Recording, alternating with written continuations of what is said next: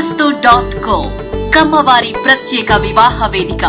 కమ్మనైన వివాహాలకు అమ్మలాంటి చిరునామా. ఎంతో ఘనమైన చరిత్ర ఆ కోట సొంతం. మహమ్మదీయుల దాడులను ఎదుర్కొని రాజసంగా నిలబడ్డ రాచకట్టడమది. రాయలసీమ ధైర్యానికి ఆ కోట నిలువెత్తు నిదర్శనం. దక్షిణ భారతాన్ని ఒంటి చేత్తో ఏలిన విజయనగర సామ్రాజ్యంలో ఆ కోట అఖండ పాత్ర పోషించింది. కమ్మవారైన పెమ్మసాని వంశీకుల కీర్తిని దశ దిశలా వ్యాపింపచేసిన ఆ కోట గండికోట. పెన్నానది ఒడ్డున ఇప్పటికీ అద్భుత కట్టడంగా ఇది మనకు కనిపిస్తుంది. కడప జిల్లా జమ్మలమడుగుకు 14 కిలోమీటర్ల దూరంలో ఉన్న ఈ కోట భారతదేశ ప్రాచీన కట్టడాల్లో ఒకటిగా వెలుగొందుతోంది. గండికోట విజయనగర సామ్రాజ్య కాలంలో ఉదయగిరి మండలంలోని ఒక సీమకు రాజధానిగా ఉండేది. 16వ శతాబ్దపు రెండవ అర్ధభాగంలో గండికోటను పెమ్మసాని కమ్మ నాయకులు తిమ్మానాయుడు, రామలింగనాయుడు పాలించారు. వీరి పాలనా కాలం ఈ ప్రాంతానికి స్వర్ణయుగమని చెప్పొచ్చు. అయితే తాజాగా వార్తల్లో నిలిచింది గండికోట. తాజాగా ఈ కోట అభివృద్ధికి కేంద్ర ప్రభుత్వం భారీగా నిధులు మంజూరు చేసింది. అమెరికాలోని గ్రాండ్ క్యాన్యాన్ తరహాలో ఈ కోటను అభివృద్ధి చేసేందుకు కేంద్ర ప్రభుత్వం 77.91 కోట్ల రూపాయలను మంజూరు చేసింది. అయితే ఈ నిధుల మంజూరీ వెనుక కేంద్ర మంత్రి డాక్టర్ పెమ్మసాని చంద్రశేఖర్ కృషి ఎంతో ఉంది. గండికోట అభివృద్ధికి నిధులు మంజూరు చేయాలని నవంబర్ 4న కేంద్రానికి లేఖ రాసిన ఆయన ఆ తర్వాత పట్టువదలని విక్రమార్కుడిలా ప్రభుత్వంపై ఒత్తిడి తెచ్చారు. ఎప్పటికప్పుడు కేంద్ర పర్యాటక శాఖతో సంప్రదింపులు జరిపారు. నెల రోజులు తిరగకుండానే భారీ నిధులు కూడా తెచ్చారు. ఎంతో చరిత్ర కలిగిన గండికోట ప్రాశస్త్యాన్ని భవిష్యత్ తరాలకు అందించేందుకే ఈ ప్రయత్నం చేస్తున్నాను అని పెమ్మసాని ప్రకటించారు. కోట అభివృద్ధి పనులను తానే దగ్గరుండి చూసుకుంటానని కూడా ప్రకటించారు పెమ్మసాని. ఆంధ్రప్రదేశ్ ఎంపీగా, కేంద్ర మంత్రిగా ఏదైనా అభివృద్ధి కార్యక్రమంలో పాలు పంచుకోవటం కామనే. కానీ పెమ్మసాని చంద్రశేఖర్ గండికోటపై ప్రత్యేక శ్రద్ధ చూపడానికి ఇంకో కారణం కూడా ఉంది. అదే పెమ్మసాని వంశం. అవును, గండికోట అనగానే మనకు గుర్తొచ్చేది పెమ్మసాని వంశమే. ఆ కోటను రాజధానిగా చేసుకుని ఎన్నో ఏళ్లు పాలన సాగించారు పెమ్మసాని రాజులు. విజయనగర సామ్రాజ్యం అంతరించిన తరువాత దక్షిణాది రాష్ట్రాలకు వలస వెళ్లి అక్కడ కూడా జమీన్లను ఏర్పాటు చేసుకుని పాలన సాగించారు.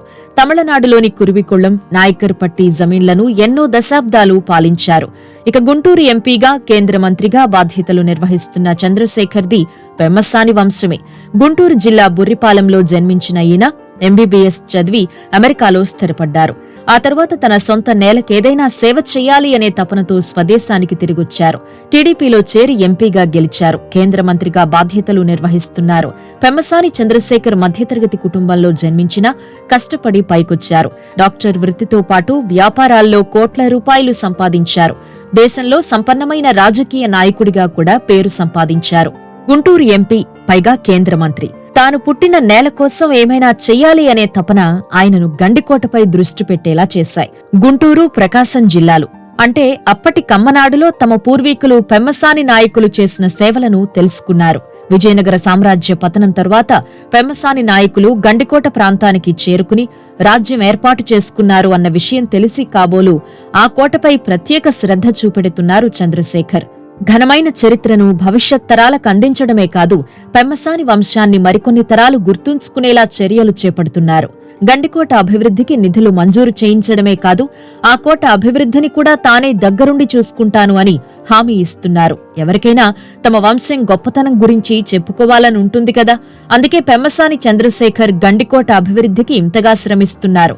ఆయన భావిస్తున్నట్టు ఈ కోట ప్రాంతాన్ని అభివృద్ధి చేస్తే ప్రముఖ పర్యాటక కేంద్రంగా నిలిచిపోవడం ఖాయం. ఎందుకంటే ఎర్రమల పర్వత శ్రేణిపై పెన్నా నదీ ప్రవాహం పక్కనే ఈ కోట ఉంటుంది.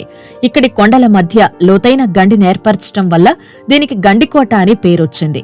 200-300 అడుగుల ఎత్తున నిఠారుగా ఉండే ఇసుక రాతి కొండల గుండా పెన్నా నదీ ప్రవాహం సాగే 4 మైళ్ల పొడవున ఈ గండి ఏర్పడుంది.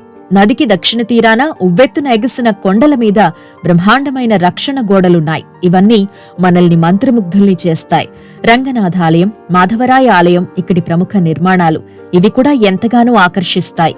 ఇక పర్యాటక అభివృద్ధికి ఎంతో అవకాశమున్న ఆంధ్రప్రదేశ్లో గండికోట కూడా ప్రముఖంగా నిలిచిపోనుంది. స్వర్ణాంధ్ర కలలను సాకారం చేసేందుకు అహర్నిశలు కృషి చేస్తున్న ముఖ్యమంత్రి చంద్రబాబు నాయుడు గండికోటపై కూడా ప్రత్యేక దృష్టి పెట్టారు. ఎక్కడ అభివృద్ధికి అవకాశం ఉందో అక్కడ తన విజన్ను చూపించడం చంద్రబాబుకు తెలిసినంతగా ఎవ్వరికీ తెలియదు. అందుకే గండికోటను మరింత అభివృద్ధి చేసేందుకు సంసిద్ధమయ్యారు ముఖ్యమంత్రి. ఈ మేరకు కీలక ప్రకటన కూడా చేశారు. 100 ఏళ్ల చరిత్ర కలిగిన ఈ కోట సమీపంలోనే పెన్నా నది పరవళ్లు తొక్కుతూ ప్రవహిస్తుంది. అయితే ఆ నీటిపై ల్యాండింగ్ అవుతూ టేకాఫ్ అయ్యేలా సీ ప్లేన్ సేవలు త్వరలో అందుబాటులోకి రానున్నాయి. ఎంతో ఫ్యూచర్ విజన్ తో విజయవాడ నుంచి శ్రీశైలం వరకు సీ ప్లేన్ ను ట్రయల్ రన్ చేసిన సీఎం చంద్రబాబు గండికోటలో కూడా దీన్ని ప్రవేశపెట్టేందుకు సిద్ధమయ్యారు. గండికోటను మరింత అభివృద్ధి చేసేందుకు బృహత్తర ప్రణాళిక తయారు చేసే కమిటీని కూడా నియమించారు ముఖ్యమంత్రి చంద్రబాబు నాయుడు. డిప్యూటీ సీఎం పవన్ కళ్యాణ్ నేతృత్వంలో మంత్రులు ఆనం రామనారాయణ రెడ్డి, కందుల దుర్గేష్, బీసీ జనార్దన్ రెడ్డిలతో కమిటీని ఏర్పాటు చేయనున్నట్లు ప్రకటించారు. అటు కేంద్ర నిధులు, కేంద్ర మంత్రి పెమ్మసాని చంద్రశేఖర్ కృషి, ఇటు రాష్ట్ర ముఖ్యమంత్రి చంద్రబాబు నాయుడు చొరవ, ఇలా అన్నీ కలిపి గండికోట చరిత్రను మరింత ముందుకు తీసుకువెళ్లడం ఖాయంగా కనిపిస్తోంది. ఇవన్నీ సాకారమైతే గండికోట చరిత్ర గతమెంతో ఘనం కాదు, వర్తమానం, భవిష్యత్తు కూడా అద్భుతమే. పెమ్మసాని నాయకుల పోరాట పటిమ 16వ శతాబ్దంలో పెమ్మసాని కమ్మ నాయకులు తిమ్మనాయుడు, రామలింగనాయుడు అందించిన ప్రజాకర్షక పాలనా విశేషాలను భవిష్యత్ తరాలకు అందించవచ్చు. ఇక పెమ్మసాని నాయకుల పాలనలో గండికోట ప్రాశస్త్యం, పెమ్మసాని నాయకుల పోరాట పటిమ, కోట సంపూర్ణ చరిత్ర తదితర అంశాలపై సమగ్ర కథనాలను మీకు అందిస్తూనే ఉంటాం. శుభమస్తు ఛానల్ సబ్స్క్రైబర్లు, వీక్షకులకు ఓ గమనిక. గండికోట గురించి మీ వద్ద ఎలాంటి వివరాలున్నా మాకు అందించండి, కామెంట్ల రూపంలో తెలియజేయండి. ఇప్పటి వరకు మా ఛానల్ ను సబ్స్క్రైబ్ చేసుకోకపోతే వెంటనే చేసుకోండి. మేమందించే అద్భుతమైన స్టోరీలను వీక్షించండి. శుభమస్తు.co కమ్మవారి ప్రత్యేక వివాహ వేదిక. కమ్మనైన వివాహాలకు అమ్మలాంటి చిరునామా.